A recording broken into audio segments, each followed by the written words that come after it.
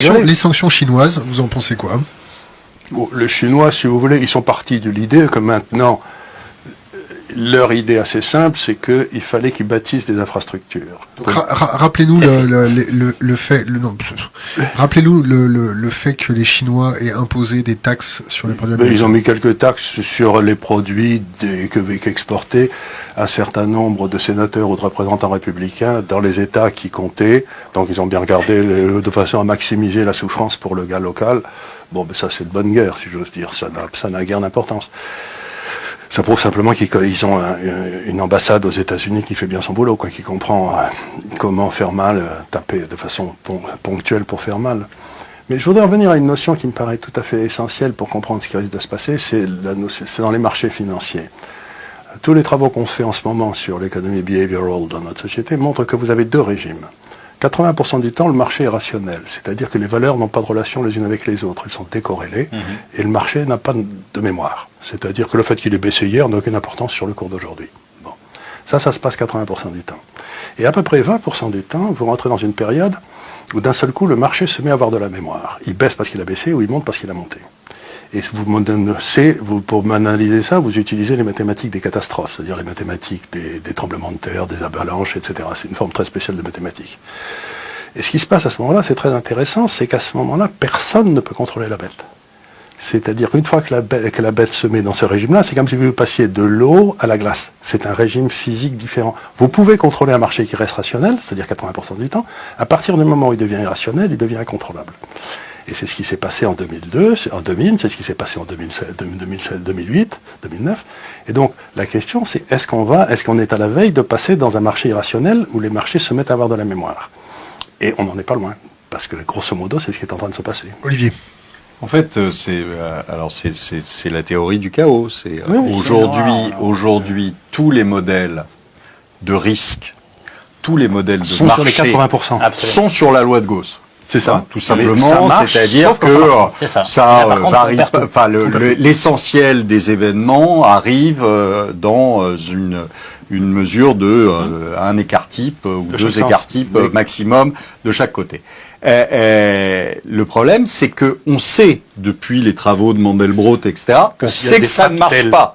On sait que ça ne marche pas sur des événements qui sont des événements liés, comme dans l'économie, et non pas des événements indépendants, comme le tirage du loto. Et donc, on le sait depuis des lustres, sauf qu'on continue à utiliser ce même modèle, qui est la loi de Gauss, et on l'utilise dans tout. Souvenez-vous de Fukushima. Fukushima, le responsable, c'est la loi de Gauss. C'est-à-dire qu'on vous dit, on ne peut pas avoir en même temps un tremblement de terre avec de tant de degrés, un tsunami et une vague de plus de 20 mètres. Et donc, qu'est-ce qu'on fait? Eh ben, on fait un mur, une digue qui fait moins de 20 mètres, et résultat, on se la prend dans la figure. Et donc, à chaque fois, ça a été comme ça. On a tous connu ça, je pense, en 2008. Moi, j'avais des brokers qui m'appelaient en me disant « Ah, mais on t'a fait un produit structuré et rassure-toi, il te sera remboursé si le marché ne baisse pas de plus de 30%. » Et on m'expliquait que ça ne pouvait pas arriver parce que statistiquement, ça n'était jamais arrivé. Donc c'était en 2011. En 2011. Non, en 2007, en 2008, on l'a fait en 2011, etc. Et à chaque fois, on te dit la même chose. On te dit, ah oui, mais ça ne peut pas arriver. Oui, sauf que ça arrive. Le risque se révèle toujours. Et donc, quand ça arrive, en général, c'est 10 fois plus puissant que ce qu'on avait pensé. Et à ce moment-là, les banques centrales n'ont pas le pouvoir. Oui, c'est fini. C'est fini. C'est fini. Si le mouvement est lancé, c'est fini. Et à ce moment-là, c'est là où vous avez toutes les baisses de 50 ou 70%. Et en général, c'est 55. D'ailleurs, c'est souvent le cas, en fait. C'est assez normé. Pour qu'on ait purgé le risque, c'est souvent 55%. Voilà, on devait être à 56% 2007-2008. 2000-2003, c'est ce qu'on a dû à peu près connaître. Sur le Nasdaq, mais pas sur les c'est vrai. Mais 36-37, d'ailleurs, ou 37-38 de mémoire sur le S&P, on est pareil, on est sur du 55%. Pourtant, on n'est pas dans la Grande Dépression des années 30-33. Là, non, ça n'a rien à voir avec l'économie. C'est le marché lui-même qui surreprésente. Et c'est grosso modo... Quand les appels sur marge sont tels que les types sont, quand c'est le margin clerk qui est en contrôle, c'est-à-dire le gars qui contrôle vos marges, vous appelle en disant cher ami, ou vous mettez du fric ou je vous vends. Ils s'en foutent de vendre à perte, c'est pas son problème. Hein. Et alors, ce qui est intéressant, c'est qu'en fait, c'est vraiment un cercle vicieux. Parce que, cercle normalement, vicieux, lorsque les valeurs, en fait, les plus médiocres, en fait, baissent le plus, vous êtes obligé de vendre quoi quand vous êtes gérant de fonds? Les bonnes. C'est-à-dire que d'une certaine manière, parce que vous avez vous allez matérialiser moins de moins-value. On vend pas ce qu'on doit vendre, on vend ce qu'on peut vendre. Et donc, exactement, absolument. Et donc, après, derrière, il n'y a plus de liquidité. Et là, le risque se matérialise. On a vu ça, par exemple, ce qui était assez amusant. On a vu en 2008. En 2008, tout le monde s'attendait à ce que l'or monte. Mais il n'a pas monté. Pourquoi il n'a pas monté? Tout simplement parce que c'était une réserve de valeur. Donc, les gens vendaient de l'or pour essayer de paumer les paumes, enfin de combler les paumes qu'ils faisaient ailleurs.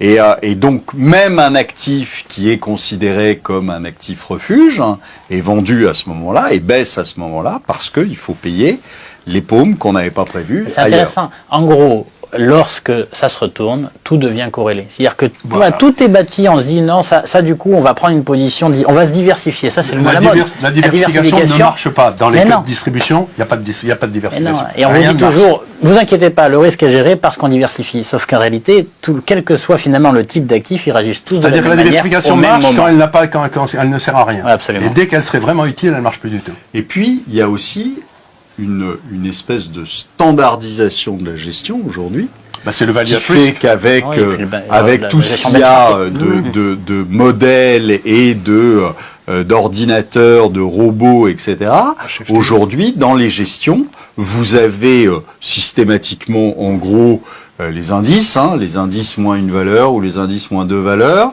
et donc tout le monde a la même chose. Ce qui veut dire que quand vous faites ça, vous mettez le feu à une salle de cinéma, si vous avez une sortie et qui fait 40 cm de largeur, vous êtes sûr que vous avez, sur 290 personnes, vous avez 288 morts. Pourquoi? Parce que les deux premiers vont réussir à franchir la porte, le reste ne franchira pas. C'est l'incendie du bazar de la Charité. Exactement. Et donc là, vous aurez exactement la même chose dans les marchés financiers, c'est-à-dire qu'au moment les enfants pas tous en même temps. Où ça va partir, pourquoi? Vous n'aurez plus de porte de sortie. C'est pas la baie vitrée, il faut se souvenir que c'est un passage très étroit. Ouais, et très douloureux. Oui. Mais ce qui est difficile, c'est qu'en fait, on ne sait pas quand est-ce que ça va se produire. Et si vous n'êtes pas dans le train quand ça continue, c'est compliqué. C'est ça la réalité. C'est que tant qu'on reste dans les 80%, vous avez tort. Mais la beauté, c'est qu'on a trouvé la solution il y a longtemps. Si vous voulez, si on est dans une période déflationniste, si vous avez un portefeuille qui était 50% en actions et 50% en obligations longues depuis 30 ans, chaque fois que le marché des actions s'est pété à la gueule, vous avez gagné sur les obligations, et donc vous avez un portefeuille qui n'a pas bougé. Donc vous avez une performance absolument remarquable, ça a très bien marché. Mais si on rentre dans une période inflationniste, à ce moment-là, les obligations, à la place d'avoir une corrélation négative avec les actions, se mettent à avoir une corrélation positive, et là vous perdez sur les deux tableaux. Donc si on est en train de passer d'une période déflationniste à une période inflationniste, à ce moment-là, on n'a plus d'outils de diversification. Et c'est là où le problème va se poser. C'est là où je ne souscris pas, parce que je pense qu'on ne peut pas avoir de résurgence de l'inflation, si ce n'est à la fin, perte de confiance et hyperinflation. Je ne vois pas en fait de véritable régime d'inflation, tout simplement parce que, simplement pour terminer, parce que ce que j'évoquais au tout départ, c'était de dire simplement qu'il y a une forme de déterminisme quant à la croissance qu'on peut espérer. Pas qu'on réalise, mais qu'on peut espérer. Et notamment au regard de ce que nous sommes. Quand je parle de démographie, je ne parlais pas des seniors, je parlais de notre démographie, de ce que nous sommes collectivement. Et que ce que nous sommes collectivement nous offre un potentiel. Et la faiblesse de ce potentiel fait que, naturellement, dans un monde qui vieillit, c'est tout simple. Les gens qui sortent du marché du travail sont sur des niveaux de salaire qui sont relativement élevés, et ceux qui rentrent sont sur des niveaux de salaire qui sont plus faibles. Là, les nouvelles technologies ont plutôt tendance à faire tomber les barrières à l'entrée et donc à augmenter la concurrence en termes de services à l'intérieur du marché. Ce qui fait qu'on a des véritables pressions structurelles qui font que le retour de l'inflation, en tout cas l'inflation progressive ou vertueuse ou positive dans des niveaux qui seraient 2-3%, est très très peu probable. L'inflation, lorsqu'elle reviendra, elle reviendra brutalement parce que ça sera une perte de valeur de la monnaie, et à partir de là on a hyperinflation et on a ruine. Olivier Delamarche, la stagflation. Tu peux me servir, mais non, simplement, moi je pense que réellement, les politiques qu'on a eues, les politiques de taux zéro, les politiques de quantitative easing, de planche à billets, sont des politiques qui sont profondément déflationnistes. Pourquoi? Tout simplement parce que quand vous mettez des taux à zéro, ça veut dire quoi? Ça veut dire que vous laissez en quelque sorte, vous laissez des surcapacités exister, qui auraient, avec des taux normaux, qui auraient périclité. Et donc, tout ça fait une pression sur les prix, ça fait une pression déflationniste plutôt qu'inflationniste. Donc, ce qui est amusant, c'est que depuis 10 ans, on essaie de nous expliquer que les quantitative easing vont faire ressurgir de l'inflation, alors qu'au contraire, c'est purement déflationniste. On fait pas peur à un homme qui n'a pas soif. C'est tout simple, en fait. C'est-à-dire qu'aujourd'hui, vous pouvez mettre ce que vous voulez en termes de taux d'intérêt. Les gens, au final, en fait, vont chercher de la dette pour assouvir un besoin ou une envie. Et en fait, c'est ça le sujet. C'est-à-dire qu'en réalité, sommes-nous capables de mesurer le besoin ou l'envie? Alors, là où il y a débat, en principe, c'est ce que fait le marché fort bien. Voilà, mais là où il y a débat, mesurer les et c'est là où, ce qui est intéressant, c'est qu'il y a deux mondes. Et là, c'est là, on sent bien dans vos propos que vous évoquez la Malaisie, les Philippines. En fait, il y a deux mondes. Il y a un monde mature, dans lequel on peut estimer que les besoins et les envies sont plus très élevés, et ce qui fait que, voilà, et c'est là où j'explique en fait le potentiel de croissance qui est plus faible qu'avant. Il y a un autre monde qui est celui du monde émergent. Et là, c'est un autre sujet. Est-ce que le monde mature sera en capacité de prendre le train du monde émergent? C'est ça la véritable question. Mais nous, en tant que tel, mais nous, en tant que tel, concrètement, ce qu'il faut avoir en tête, c'est que naturellement, les pressions, elles sont déflationnistes, tout simplement parce que nous avons moins envie. Et si on a moins envie, on peut mettre les taux à zéro, concrètement. Si vous n'avez pas envie d'investir dans l'avenir ou de consommer, ben, grosso modo, cette dette-là, vous ne l'utilisez pas. Alors, un dernier mot, Charles, et après, on passe à la géopolitique. On n'est pas rendu, alors. Il reste un peu de gibolin. Hein. Il reste un peu de gibolin, oui. ça va faciliter mais moi, il y a pas de masse. Sur l'inflation, je voudrais dire quelque chose quand même qui me paraît évident. C'est qu'on a développé, il y a à peu près 15-20 ans, une idée, 30 ans, une idée qui était assez simple, qui était que dans le fond, chaque société doit faire trois choses. Elle doit conceptualiser un produit, elle doit le produire et elle doit le vendre. Hein. C'est les trois fonctions de n'importe quelle société. Et il y a toute une série de sociétés, il y a 15-20 ans, on avait écrit toute une série de papiers à l'époque, on a même écrit un livre là-dessus, qui ont dit, dans le fond, le truc de production, c'est pour les corneaux. On va trouver, il y a des capacités de production excédentaires à Taïwan, en Chine, au Japon. Et moi, Apple, je vais conceptualiser mon produit dans mes centres de recherche en Californie, je vais le vendre dans le monde entier avec mes systèmes de vente, et puis c'est un corneau qui me le fera produire avec une marge de 2%. C'est très bien ça.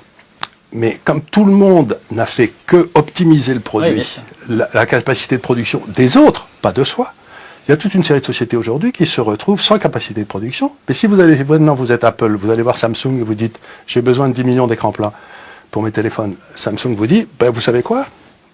Non. Moi, non, vous les avez, mais vous mettez à l'arrière de la queue et vous paierez le prix que je vous dirai. » C'est-à-dire qu'aujourd'hui, vous avez des tas de secteurs où personne n'a investi depuis 15 ans. Parce qu'on a fait qu'optimiser la construction. Comme sur les terres rares, c'est-à-dire qu'on a laissé les Chinois investir sur les terres rares, alors qu'il y en a un peu partout. Rares, on l'a fait par exemple sur le ciment dans un certain nombre d'endroits, sur un certain. Donc, grosso modo, ce que vous avez, c'est que donc vous allez avoir peut-être pas une inflation à 3%, mais des points d'inflation absolument gigantesques qui vont se produire comme si, paf. Oui, mais sur un segment, voilà. C'est un morceau de l'inflation. C'est un morceau de l'inflation. Il y a du pricing power parce qu'il y a monopole presque. C'est pas monopole ou oligopole. Il y a un monopole de production. Et le seul endroit où vous avez eu des capacités de production accrues depuis 25 ans, c'est l'Asie. Oui, c'est-à-dire c'est la Chine, c'est le Japon, c'est Taïwan, c'est la Corée. Donc ces quatre-là, si vous voulez, vous savez que ça va être les grands bénéficiaires de ces hausses de prix. Vous le savez. On a commencé l'émission en parlant justement des mesures chinoises par rapport aux mesures américaines, c'est-à-dire des mesures de rétorsion par rapport aux barrières douanières qu'avaient mis les Américains. Mais il y a quelque chose qui est sûr, c'est que si un jour on les embête vraiment, les Chinois, ils vous disent mais vous avez plus de terres rares. Or aujourd'hui on met des terres rares partout. Dans les terres rares, il y en a un peu partout aussi. Oui. Il y en a dans les. Non, mais c'est eux qui produisent l'essentiel des terres. Oui, mais alors ils ont un quasi monopole. Il y en a plein en Afrique. Hein. Donc ça veut dire. Oui, bah, ils y sont en Afrique depuis un moment. Et donc ils ont acheté les mines, ils ont acheté le. Donc aujourd'hui, si vraiment on les embête, les Chinois peuvent dire attendez, on vous vend les terres rares, mais on vous vend les terres rares au prix qu'on veut. Et ce jour-là. Je pense que Ça crée du les chaos. barrières douanières Mais vont être... Pierre. faut faire attention quand même, parce que l'histoire nous le montre. Action, réaction. Et c'est plutôt, on parlait des règles du jeu lorsqu'elles changent. En fait, aujourd'hui, oui, tu as raison, aujourd'hui, ils ont une forme de monopole dans cette discipline-là. Mais concrètement, si c'était amené à se produire, il y aurait une réaction. Et c'est là où c'est difficile, c'est-à-dire qu'en fait, on n'est pas sur un modèle, attention en fait au modèle de prévision qui se base sur le monde tel qu'il existe aujourd'hui. Alors oui, il faudra un peu de temps de réaction, mais il est sûr qu'il y aura une réaction. En fait, les gens se laissent pas mourir. C'est sûr que les États-Unis... On passe à notre point géopolitique. Je peux dire merci. Hein, voilà. C'était super bonne idée. La transition remarquable. Charles, comment ça se passe en ce moment, la Russie, la Chine face à l'OTAN, les États-Unis, l'affaire Skripal Comment ça se passe Vous savez, vous avez une vieille constante de la géopolitique qui est la lutte des empires maritimes contre les empires terrestres. C'est un vieux truc. C'est la théorie d'Atali, c'est-à-dire. Oui. Non, mais ça, il a piqué. Oui. D'ailleurs, il n'a jamais eu une idée idée originale de ça. Non, c'est un géopoliticien anglais de la fin du 19e qui avait dit ça. Donc, qu'est-ce qui est en train de se passer? Non, le pauvre Attali, on va pas tirer sur une ambulance quand même. Soyons, le pauvre garçon, il devrait être en prison. Alors, je vous laisse responsable de vos mots. Hein. Avec Minck. Minck, je sais pas s'il devrait être en prison, mais grosso modo, il a quand même été viré de la banque où il était à Londres, tout à fait parce que et la Banque d'Angleterre voulait le traiter en justice. Il a mis toutes les sociétés dans lesquelles il est passé en faillite, donc c'est donc, quand même un exploit. Non, mais si vous voulez, Attali, il a une longue histoire de copiage de bouquins que quelqu'un d'autre avait écrit. Donc, parlons pas d'Attali parce que c'est fatigant, c'est pas la peine de se fatiguer.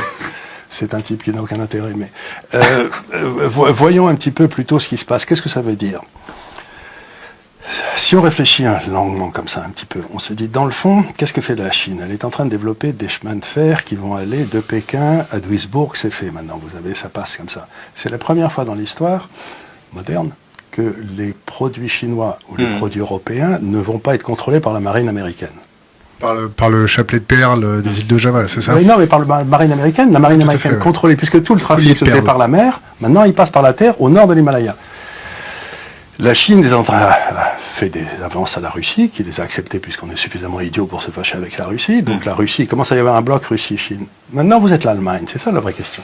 Vous êtes l'Allemagne et vous vous dites, mais qu'est-ce que je fous avec ces couillons d'Européens qui arrêtent pas de me casser les pieds, qui foutent rien. Ces Italiens, ces Français, c'est quand même des bons à rien terribles. C'est envisageable que les pays européens se tournent vers les BRICS pour intégrer les BRICS? C'est l'Allemagne. Si l'Allemagne rejoint l'alliance sino-russe, à ce moment-là, elle doit développer tout le nord de l'Himalaya, c'est-à-dire à peu près 1 milliard de personnes, et elle a des marchés absolument gigantesques. Elle n'a aucun intérêt à rester en Europe, l'Allemagne. L'Allemagne, c'est une puissance continentale. Elle s'est fait battre 2 ou 3 fois dans son histoire par des puissances maritimes, mais elle a un vieux truc à régler. Et elle a battu les Européens et ses voisins grâce à l'euro. Elle a battu. Ça, c'est parce que c'était les hauts fonctionnaires français. On peut reparler. Ça. Oui, non, mais tout à fait. Donc, ce que j'essaye de dire, c'est que le vrai danger géopolitique, c'est que l'Allemagne décide de s'allier à la Russie, ce qui était et à la Chine, et à ce moment-là, le monde bascule complètement. Donc, si vous voulez, le vrai cœur du débat géopolitique aujourd'hui, c'est l'Allemagne. Est-ce que l'Allemagne va rester européenne ou est-ce qu'elle va retourner, non pas vers le grand large, mais vers les grandes terres? Et c'est ça le débat. Et je ne suis pas du tout certain. Avec Madame Merkel, la pauvre femme, elle est un peu comme Attali, elle n'a jamais eu une idée de sa vie, mais elle a eu la chance d'arriver après un chancelier qui était très bon. Mais c'est ça le vrai débat. Le cœur du débat, c'est l'Allemagne. Et c'est pour ça que la Pologne saute partout. Et c'est bien pour ça que Trump est allé en Pologne et nulle part ailleurs, pour dire à la Pologne, vous inquiétez pas, on empêchera la liaison par terre de l'Allemagne avec la Russie, avec la Chine. C'est pour ça qu'il est allé là. Il n'est pas allé pour d'autres raisons, il n'est pas idiot. Donc c'est ça qui est en train de se passer. Donc c'est vraiment ça le cœur du débat géopolitique, c'est que va faire l'Allemagne. Le reste, c'est de la littérature. Pierre. Alors, moi, je suis pas géopoliticien. Je préfère le dire d'entrée de jeu. Voilà. Donc, ce qu'il faut regarder, c'est surtout justement un des vrais leviers aujourd'hui des BRICS. Tout à l'heure, tu évoquais les BRICS. Les BRICS, attention, le Brésil, l'Inde, rien à voir avec ça. On va dire la Chine, la Russie et le reste du monde. Là, il y a véritablement, je pense, en fait, des enjeux géopolitiques. Le reste, c'est moins important aujourd'hui, en tout cas. Je crois que la notion, ce que va faire la Chine et la véritable volonté, en fait, sous-jacente de la Chine, c'est ça le véritable enjeu. Ce qu'on a pu constater en y allant, mais je sais que vous y allez aussi régulièrement, c'est que On a un bureau à Pékin C'est un- où il y a 8 personnes. Oui, Donc on regarde ça de près. voilà, mais pour aller en fait faire des voyages hors protocole en fait là-bas, ce qui est en gros, c'est toujours pareil, la volonté, ce qui anime les gens, faut aller jusqu'au trip. Et donc, faut justement boire un peu de gibolin et laisser les heures passer. Et là, concrètement, les gens peuvent se dévoiler. Il y a quelque chose qu'ils n'ont pas supporté, c'est qu'on les pousse en fait dans le dos lorsqu'ils étaient au bord du précipice à la fin du 19e et notamment vis-à-vis du Royaume-Uni. Il y a quand même derrière cela en fait une soif de revanche du monde en fait du Royaume-Uni, des États-Unis en fait du monde occidental qui les ont poussés, qui leur a fait perdre en fait un siècle derrière. Et effectivement, je pense qu'aujourd'hui les Chinois sont très conscients de ça et ont véritablement envie de prendre leur revanche sur ce monde occidental. L'opium et tout le tintouin, Oui, c'est ça? absolument. Donc, et je dirais que le Royaume-Uni et par extension les États-Unis en fait matérialisent aujourd'hui. Donc il y a cette volonté profonde. Derrière, il y a quand même un sujet économique. Aujourd'hui, la Chine, tout à l'heure on l'évoquait, il y a plein de potentiel. Ok. Bon, ils auraient quand même un problème de vieillissement parce que c'est bien d'administrer en fait la pyramide des âges, mais bon, quand on le fait de manière administrative et brutale, à la fin, et que vous avez absolument pas du tout provisionné le vieillissement de votre population, ça va être sympa à gérer. Mais bon, les Chinois sont extrêmement À brillants. partir de 2030. Absolument, 2025. Mais il y aura véritablement un vrai sujet, mais bon, ils sont très intelligents. Pour le moment, ils trouveront les solutions. Le soleil vert, j'en sais rien, ou quelque chose d'autre. Vous verrez comme vous voulez. Bref, ils trouveront les solutions. Artificiel qui se Voilà. tout le monde. Voilà. Bon, ils trouveront des solutions. Mais la réalité, c'est quand même aujourd'hui, ça reste un pays un peu fragile économiquement quant à ses débouchés. Donc c'est vrai, tout ce qu'ils font est merveilleux en termes de stratégie économique, de volonté d'indépendance en fait de leurs débouchés, de renminbisation en fait de l'économie. Donc tout ça est parfait.